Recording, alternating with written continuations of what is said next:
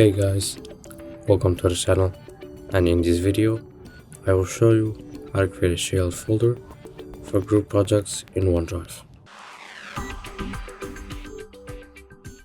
So first, what you want to do, you want to create a new folder.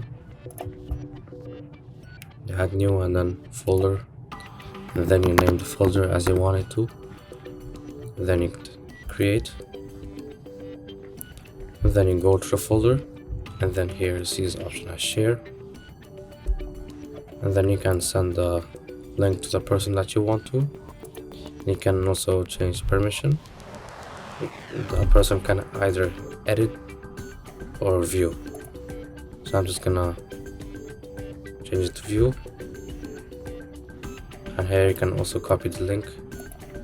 And basically that is it for this video. Make sure to like, comment and subscribe, and see you in the next video.